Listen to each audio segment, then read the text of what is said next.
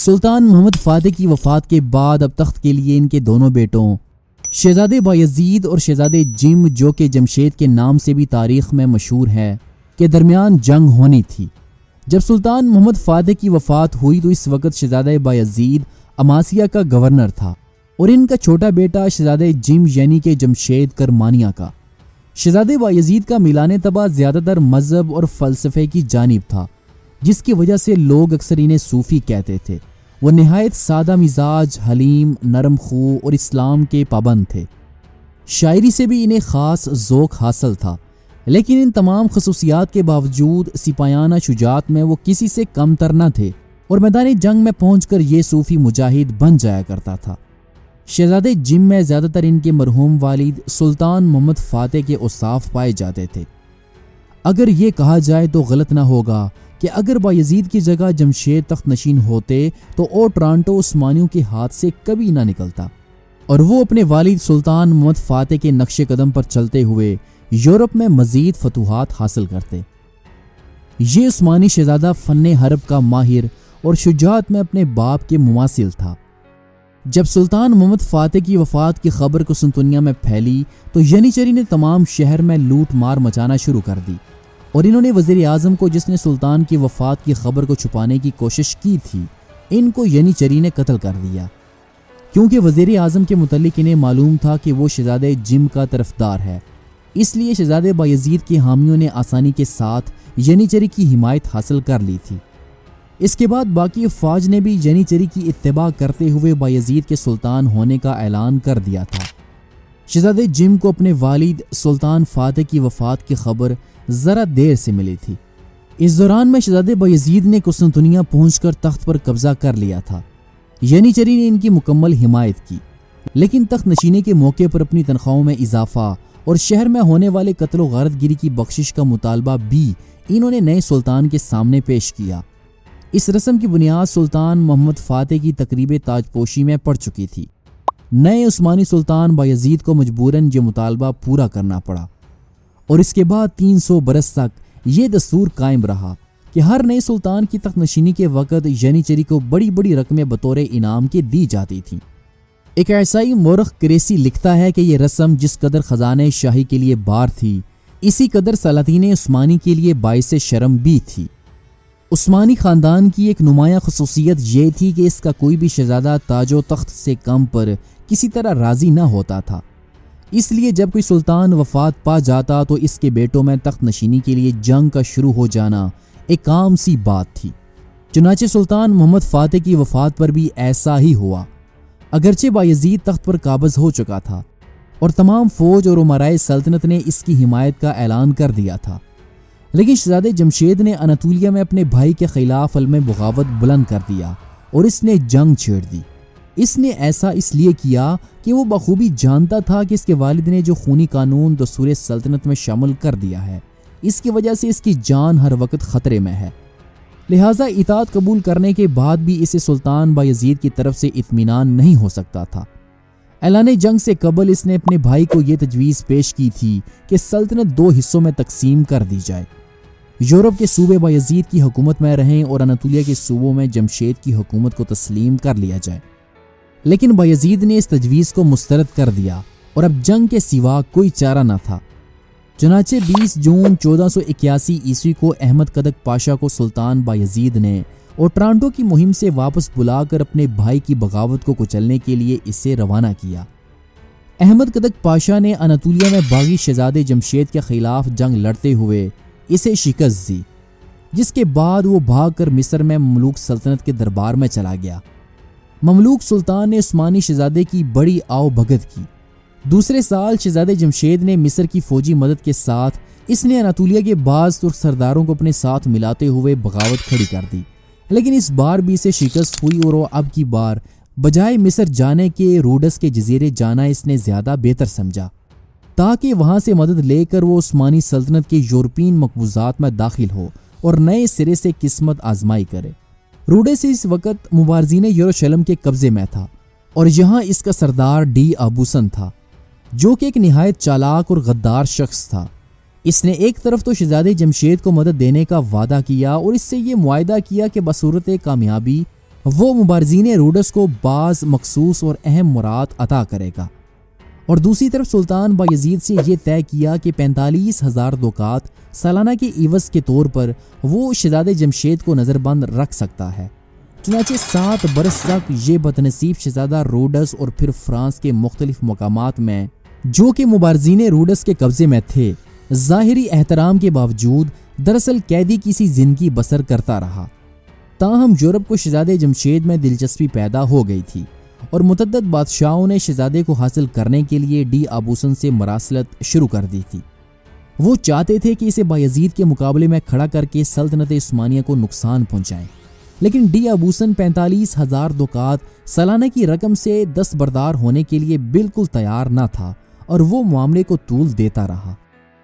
اس درمیان میں اس نے شہزادے جمشید کی ماں اور بیوی سے بھی، جو اس وقت قاہرہ میں مقیم تھیں، یہاں اس نے ان کے ساتھ خط و کتابت شروع کر دی تھی،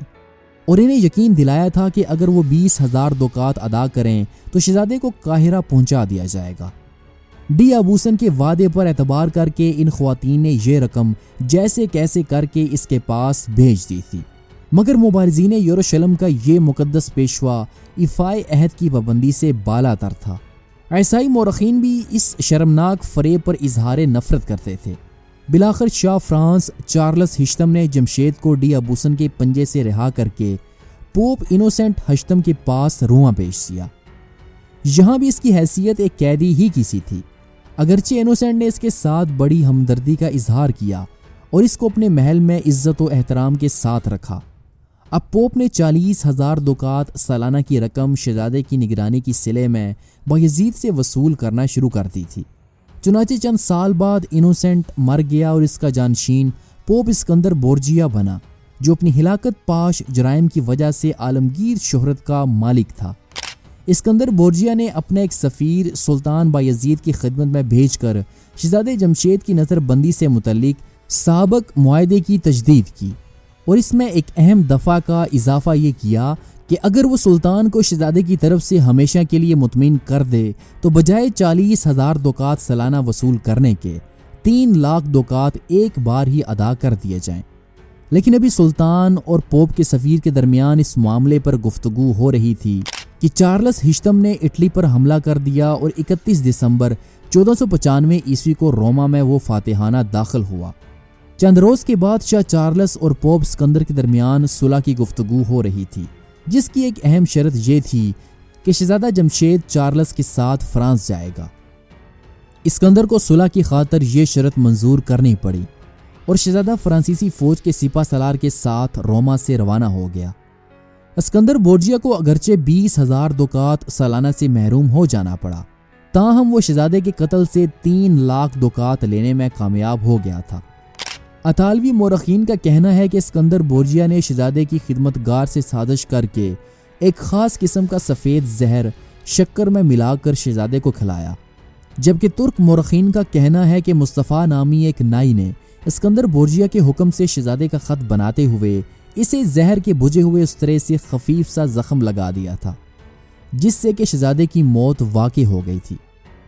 بہرحال تمام مورخین کا اس امر پر اتفاق ہے کہ شہزادے جمشید کا قتل پوپ اسکندر بورجیا ہی کی تحریک سے عمل میں آیا تھا۔ زہر کا اثر فوراً ہی ظاہر نہ ہوا، بلکہ رفتہ رفتہ نمایاں ہوتا گیا، یہاں تک کہ چند دنوں کے بعد فاتح قسطنطنیہ کا وہ جواں سالہ اور جواں ہمت بیٹا، جس نے اپنی زندگی کے 36 سال بھی ابھی پورے نہیں کیے تھے اور جو 13 سال تک اسیری کی صحبتیں برداشت کر چکا تھا، بیک وقت قید فرنگ اور قید حیات دونوں سے آزاد ہو گیا۔ آخر وقت تک اسے بیوی اور بچوں کو دیکھنے کی بڑی حسرت تھی۔ اس کے آخری الفاظ یہ تھے کہ اے میرے رب، اگر دین حق کے دشمن یہ چاہتے ہیں کہ میری ذات کو اعلی کار بنا کر ان تجویزوں کو تقویت پہنچائیں جو انہوں نے مسلمانوں کی بربادی کے لیے سوچ رکھی ہیں، تو آج کے بعد مجھے زندہ نہ رکھ، بلکہ فوراً میری روح کو اپنی طرف اٹھا لے۔ اس لاچار شہزادے کی وفات کے بعد اس کے بھائی سلطان بایزید نے اس کی نعش کو یورپ سے منگوایا اور اسے شاہی طزق و احتشام کے ساتھ بورسا میں سابق عثمانی سلاطین کے پہلو میں اسے سپرد خاک کر دیا گیا۔ شہزادے جمشید کے حالات پر تبصرہ کرتے ہوئے ایک عیسائی مورخ لین پول لکھتا ہے کہ ان تمام غمناک سرگزشت سے حیرت انگیز نتیجہ نکلتا ہے کہ دنیائے مسیحیت میں ایک بھی ایماندار بادشاہ ایسا نہ تھا جو قیدی پر ترس کھاتا، اور نہ کوئی ایسا تھا جو گرینڈ ماسٹر یعنی کہ ڈی ابوسن، پوپ اور چارلس ہشتم کی غیر شریفانہ اور ضمیر فرشانہ سازشوں کے خلاف کھڑا ہوتا۔ ان میں سے ہر ایک غداری کے انعام کے لیے ایک دوسرے سے سبقت لینے کی کوشش کر رہے تھے۔ اپنے بھائی کو محفوظ نگرانی میں رکھنے کی خواہش کرنا سلطان بایزید کے لیے قابل معافی ہو سکتا ہے، لیکن عیسائی کلیسا کے پیشوائے اعظم اور رہبانی نائٹوں کی جماعت کے سردار کی مدافعت میں کیا کہا جا سکتا ہے، جنہوں نے کافر کی اشرفیوں کے لیے ایک بے کس اور مجبور پناہ لینے والے کے ساتھ دھوکہ کیا۔ سلطان محمد فاتح کے بیٹے شہزادے جمشید کی وفات کے بعد اوٹرانٹو، جو کہ سلطان محمد فاتح کی ایک عظیم فتح تھی، ترکوں کے ہاتھ سے نکل گیا۔ دراصل سلطان بایزید ثانی کا عہد حکومت فتوحات اور توسیع سلطنت کے لحاظ سے کوئی اہمیت نہیں رکھتا۔ تخت نشینی کے بعد انہوں نے احمد کدک پاشا کو اپنے بھائی شہزادے جمشید کی بغاوت کو ختم کرنے کے لیے انہیں اوٹرانٹو سے واپس بلا لیا تھا، اور ان کی جگہ انہوں نے خیر الدین پاشا کو مقرر کیا، لیکن خیر الدین پاشا کو حسب ضرورت مدد نہ پہنچ سکی، اور وہ بہت دنوں تک نہایت بہادری کے ساتھ دشمن کے حملوں کا مقابلہ کرتے رہے، مگر بالآخر فوجی کمک نہ پہنچنے کی وجہ سے انہوں نے شہر ڈیوک آف کلبریا کو سپرد کر دیا۔ اوٹرانٹو کے ہاتھ سے نکل جانے کے بعد پھر کبھی ترکوں کا قدم اٹلی کے کسی بھی حصے میں نہ جم سکا۔ اوٹرانٹو کی شکست کے بعد سلطان نے بحری فتوحات کی جانب توجہ مرکوز کی۔ جمہوریہ وینس سے جو جنگ 904 ہجری بمطابق 1497 عیسوی میں چھڑی تھی، وہ اپنے نتیجے کے لحاظ سے انتہائی اہم جنگ تھی۔ ترکوں نے موریا میں وینس کے 3 باقی ماندہ قلعوں یعنی کہ مورانس، موڈن اور کورن کو بھی فتح کر لیا، اور اس طرح یونان میں وینس کے اثر کا خاتمہ ہو گیا۔ ترک بیڑا سلطان محمد فاتح کے عہد میں ہی بحیرہ روم کی تمام بحری طاقتوں پر فوقیت حاصل کر چکا تھا۔ سلطان بایزید ثانی نے اس کو اور زیادہ فروغ دیا۔ چنانچہ 905 ہجری بمطابق 1499 عیسوی میں مشہور ترک امیر البحر کمال رئیس نے وینس کے بیڑے کو زبردست شکست دے کر لیپانٹو کی بندرگاہ پر قبضہ کر لیا۔ دوسرے سال وینس، آسٹریا، اسپین اور پوپ کے بحری بیڑے نے متحد ہو کر ترک بیڑے پر حملہ کیا، لیکن باوجود اس کے کہ عثمانی جہازوں کی مجموعی تعداد اتحادی بیڑوں سے بہت کم تھی، کمال رئیس نے کامیابی کے ساتھ ان کا مقابلہ کیا، اور وہ پھر آگے بڑھ کر انہوں نے مسلمانان غرناطہ کی درخواست پر، جو کہ عیسائیوں کے ظلم و ستم سے عاجز آ چکے تھے، اس نے اسپین کے ساحل پر حملے کیے۔ جب اندلس کے مظلوم مسلمانوں کی خبریں مشرق میں پہنچیں تو اس وقت مملوک سلطان اشرف نے پوپ اور نصرانی بادشاہوں کی طرف سفیر بھیج کر مطالبہ کیا کہ وہ اسپین کے مسلمانوں پر ظلم کرنا بند کریں، لیکن اس دھمکی کا پوپ اور کیتھولک بادشاہوں نے کوئی جواب نہ دیا، اور وہ اندلس سے اسلامی وجود کو ختم کرنے کی اپنی پالیسی پر عمل پیرا ہوتے رہے۔ مسلمانان اندلس نے اس وقت کے عثمانی سلطان بایزید کی خدمت میں بے شمار خطوط ارسال کیے اور مدد کی درخواست کی، جس کے بعد سلطان بایزید، جو کہ بذات خود کئی ایک مشکلات میں گھرے ہوئے تھے، انہوں نے اندلس کے مظلوم مسلمانوں کی مدد کرنے کا فیصلہ کیا، اور انہوں نے مملوک سلطان اشرف کے ساتھ ایک معاہدہ کیا تاکہ دونوں ممالک مل کر غرناطہ کے مسلمانوں کی مدد کریں۔ اس معاہدے پر دونوں اسلامی سلطنتوں کے دستخط ہوئے، اور اس بات پر اتفاق ہوا کہ سلطان بایزید سکلیہ کے ساحلوں پر بحری بیڑے سے حملہ کریں گے، اور مملوک سلطان افریقہ کی طرف سے دوسرے حملے کا اہتمام کرے گا۔ سلطان بایزید نے اس معاہدے پر عمل کرتے ہوئے عثمانی بحریہ کو روانہ کیا، جس نے ہسپانوی ساحلوں پر حملے کیے۔ اس بحری بیڑے کی قیادت کمال رئیس کو دی گئی تھی، جس نے 15ویں صدی عیسوی کے اواخر میں عیسائیوں کے بحری بیڑوں کو خوف و ہراس سے دوچار کر رکھا تھا، اور مغرب اس کے نام سے تھر تھر کامتا تھا۔ یوں مملوک اور عثمانی افواج نے بے شمار مسلمانوں اور یہودیوں کو اسپین کے عیسائیوں کے مظالم سے آزاد کرواتے ہوئے انہیں مملوک اور عثمانی سلطنت میں آباد کیا۔ ایشیا میں اب تک سلاطین عثمانی کو جن مخالفین کا سامنا کرنا پڑا تھا، وہ صرف ایشیائے کوچک کے ترک سردار تھے، جنہوں نے سلجوقی سلطنت کی تباہی کے بعد خود مختار ریاستیں قائم کر لی تھیں۔ یہ تمام ریاستیں سلطان محمد فاتح کے عہد تک مستقل طور پر سلطنت عثمانیہ میں شامل کر لی گئی تھیں، اور سلطان کو اپنے ایشیائی مقبوضات کی طرف سے گونا اطمینان حاصل ہو چکا تھا۔ لیکن بایزید ثانی کے تخت پر آتے ہی عثمانیوں کو ایک نئے دشمن کا سامنا کرنا پڑا، جو کہ مملوک تھے۔ مملوک سلطنت اب تک سلطنت عثمانیہ کی معاملات سے بالکل بے تعلق تھی۔ شہزادے جمشید نے پہلی بار اس کو عثمانی مقبوضات میں قدم رکھنے کی دعوت دی تھی۔ اگرچہ اس مہم میں مصری فوج کو شکست کھا کر پسپا ہونا پڑا، تاہم سلطنت عثمانیہ سے قوت آزمائی کی جرت اس میں پیدا ہو چکی تھی اور مصریوں نے ایشیائے کوچک کے جنوبی مشرقی علاقوں پر حملے شروع کر دیے تھے۔ سلطنت عثمانیہ اور مصر کے مملوک سلطانوں کے درمیان پہلی جنگ 890 ہجری بمطابق 1485 عیسوی میں شروع ہوئی، جس میں ترکوں کو سخت شکست اٹھانی پڑی اور اس کا نتیجہ یہ ہوا کہ امیر کرمانیہ نے بغاوت کر دی۔ عثمانی فوجیں اس بغاوت کو تو ختم کرنے میں کامیاب ہوئیں، لیکن مصریوں کے مقابلے میں انہیں پیچھے ہٹنا پڑا۔ بالآخر 5 سال بعد اس جنگ کا بھی خاتمہ ہو گیا اور سلطان بایزید نے 1451 عیسوی میں مملوک سلطان کی خدمت میں اپنا قاصد بھیجا اور ان تمام قلعوں کی چابیاں ان کے حوالے کر دیں جن پر مصریوں نے کچھ عرصہ پہلے قبضہ کر لیا تھا۔ مملوک سلطان نے صلح کے اس پیغام کو خوش آمدید کہا۔ یہ صلح سلطان بایزید کے عہد حکومت کے آخر یعنی کہ 1512 عیسوی تک قائم رہی اور اس نے ثابت کر دیا کہ سلطان بایزید مسلمانوں کے ساتھ بھائی چارے کی پالیسی پر گامزن تھے۔ سلطان بایزید کا عہد حکومت جس طرح خانہ جنگی سے شروع ہوا تھا اسی طرح خانہ جنگی پر ختم ہوا۔ سلطان بایزید کے 3 بیٹے تھے، کرکوت، احمد اور سلیم، اور یہ تینوں اناطولیہ کے مختلف صوبوں کے حکمران تھے۔ کرکوت سلطان بایزید کا بڑا بیٹا تھا، لیکن اس کا ذوق زیادہ تر علمی تھا، اس لیے بایزید احمد کو جسے وہ سب سے زیادہ عزیز رکھتے تھے اسے اپنا جانشین بنانا چاہتے تھے، لیکن سلیم باوجود سب سے چھوٹا ہونے کے اپنی شجاعت اور فوجی قابلیت کی وجہ سے تمام فوج اور خصوصاً عثمانی سلطنت کی اسٹیبلشمنٹ یعنی کہ ینیچری میں نہایت محبوب تھا۔ اس دوران سلطان بایزید اپنی عمر اور خرابی صحت کے باعث امور سلطنت پر توجہ دینے سے قاصر تھے۔ سلیم کو خطرہ لاحق ہوا کہ ممکن ہے کہ احمد بایزید کی حیات ہی میں تخت پر قابض ہو جائے، لہٰذا وہ سلطان کی اجازت کے بغیر ہی طرابزون سے قسطنطنیہ کی طرف روانہ ہوا اور ایک منتخب فوج کے ساتھ وہ ادرنے پہنچا۔ سلطان نے اس کو واپس جانے کا حکم دیا، لیکن سلیم جنگ پر آمادہ ہو گیا اور مجبوراً بایزید کو اس کا مقابلہ کرنا پڑا، لیکن اس جنگ میں سلیم کو شکست ہوئی اور وہ بھاگ کر کریمیا جا پہنچا۔ کریمیا کا فرمانروا سلیم کا سسر تھا، اس نے سلیم کی مدد کی اور کچھ دنوں کے بعد وہ پھر قسطنطنیہ واپس لوٹا اور اب کی بار تمام فوج نے اس کا ساتھ دیا۔ بایزید نے فوج کے ایک وفد کو بلوایا اور ان سے دریافت کیا کہ وہ کیا چاہتے ہیں۔ انہوں نے جواب دیا کہ ہمارا بادشاہ ضعیف العمر اور کمزور ہے، اس لیے ہم چاہتے ہیں کہ سلیم تخت نشین ہو۔ یہ دیکھ کر فوج قابو سے باہر ہو چکی ہے، بایزید نے اعلان کیا کہ میں اپنے بیٹے سلیم کے حق میں تخت سلطنت سے دستبردار ہوتا ہوں، خدا اس کو ایک خوشحال عہد حکومت عطا فرمائے۔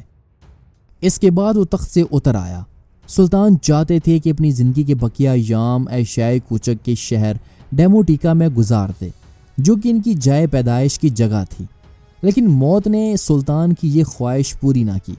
اور قسطنطنیہ سے روانہ ہونے کے صرف 3 روز بعد سلطان کا انتقال ہو گیا۔ سلطنت عثمانیہ اور روس کے درمیان اب تک سفارتی تعلقات قائم نہیں ہوئے تھے۔ 900 ہجری بمطابق 1495 عیسوی میں پہلا روسی سفیر مائیکل پلیشیف قسطنطنیہ آیا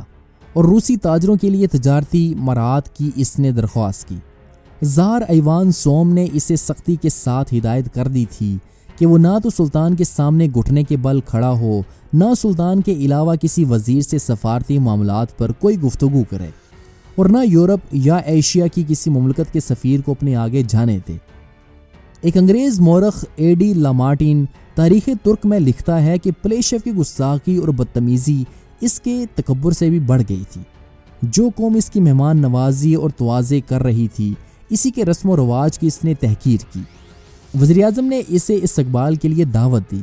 جس میں شریک ہونے سے اس نے انکار کر دیا، اور دیوان کی طرف سے جو خلط اور دوسرے تحائف اسے پیش کیے گئے تھے اس نے واپس کر دیے۔ عثمانی رسم و رواج کی توہین پر مغربی حکومتوں کے سفیروں کو سخت غصہ آیا۔ ناظرین، اگر یہ روسی سفیر سلطان محمد فاتح کے عہد میں آیا ہوتا تو اسے اپنی گستاخیوں کا نتیجہ معلوم ہو جانا تھا، لیکن سلطان بایزید نے اپنے غیر معمولی تحمل اور بردباری کی وجہ سے صرف اسی پر اکتفا کیا کہ روسی سفیر کو رخصت کر دیا، اور انہوں نے اپنا کوئی سفیر دربار روس میں نہ بھیجا۔